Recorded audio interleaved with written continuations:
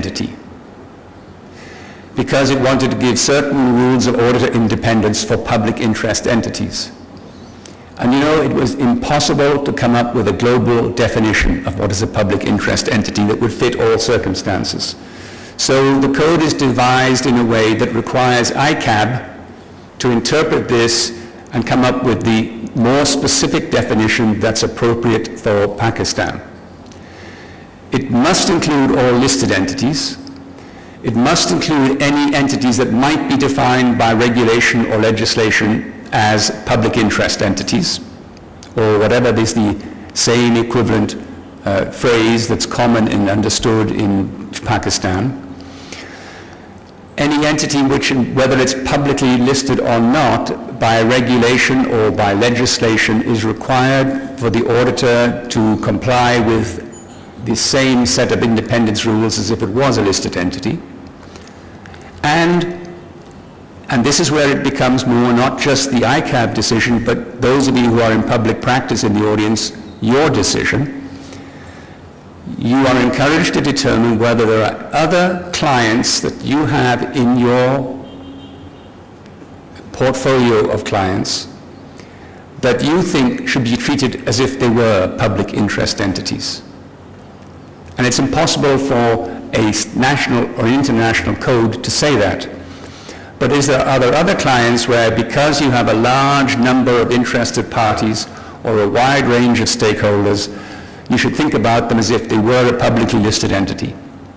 It may be a large charity. It may be a pension fund with a large number of pension employees.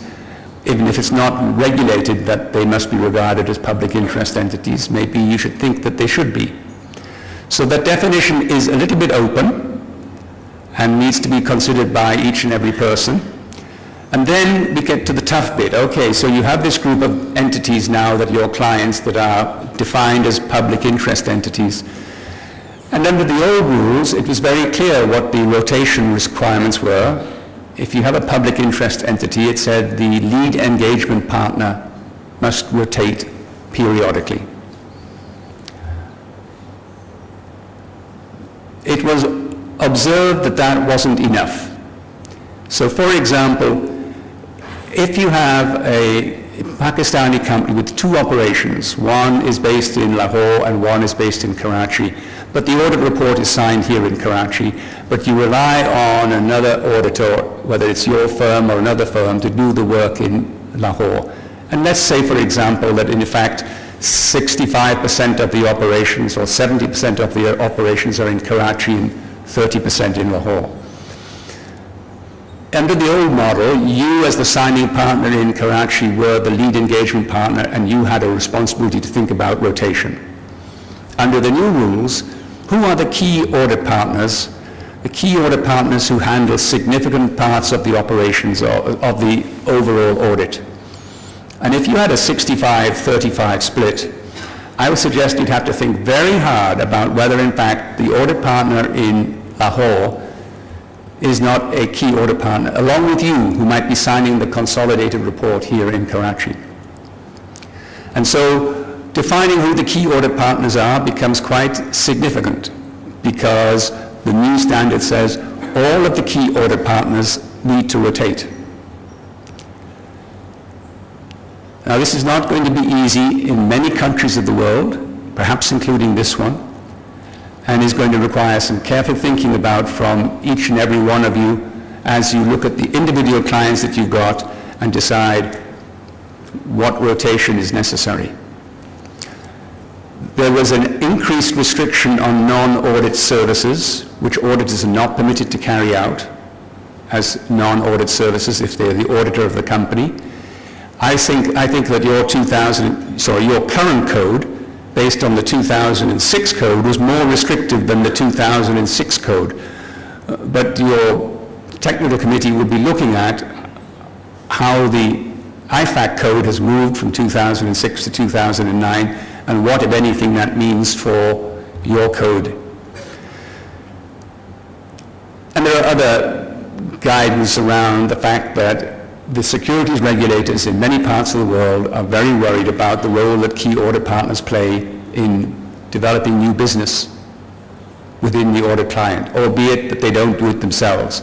But are they rewarded for referring it to the IT department or the management consulting department? So the revised drafting conventions make it much clearer what the code really meant to say. Makes it much clearer that this is still a threats and safeguards approach. In other words, there are some absolute prohibitions. You cannot be the auditor if. You must resign if. But the rest of the code is written in the sense of, well, here's a threat, because I am in that situation. So what's the safeguards that I have to make sure that I or my firm have in place to mitigate the risk that goes with that threat? Does that mean talking to the client and making sure the client understands? Does that mean having another partner do another piece of the work? There are all sorts of permutations, but it's all driven by thinking about how do we, in the public interest, protect the risk that there's a too close relationship between the audit partner and the key audit partners and the client. I encourage you to watch out for all the material coming from your institute. There's a lot of assistance on the IFAC website, which I think in part your institute might pick up and tailor for you as practitioners in Pakistan. But if you need to think about this ahead of time, there are summaries of the changes, there are slide decks highlighting the key provisions, there's comparisons between the old code and the new code. I encourage you to go to the IFAC website under the Ethics Board, and you'll see tools and templates, I think is the actual heading. And you will find that, I hope, useful for you. Also to be released later this month, I was hoping it might be out today, but it's not out yet, but later in October, a series of staff questions and answers, which will help people who are sort of finding what we've got as common questions and staff's answers as to how to interpret those questions in the context of the new code. And I commend those to you. So what's the Ethics Board going to do now? It's finished. It's got a new code in place. Well, not exactly. It's got a new code in place, but it's got 3 new projects that it's starting to think about. One is, what is a conflict of interests? And what happens if you have a conflict of interests?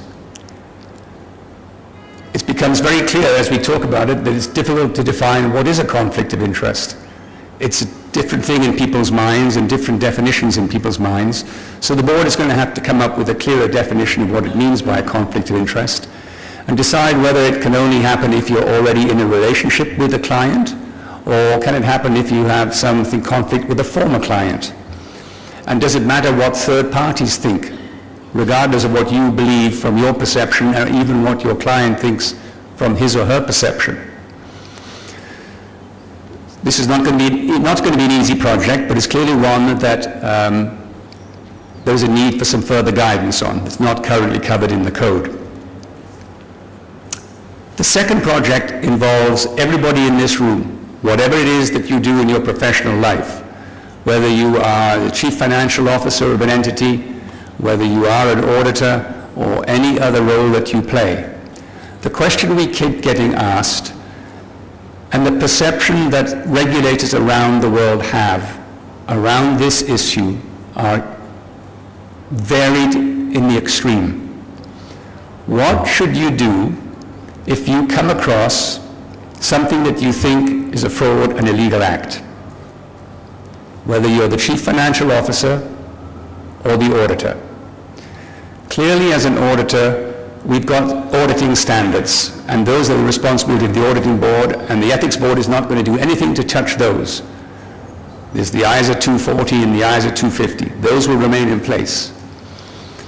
But there are many regulators around the world, there are many banking supervisors around the world who think it should be both the chief financial officer's responsibility or the auditor's responsibility to tell them if either of those people, the chief financial officer or the finance director or the auditor, think they found a fraud or illegal act.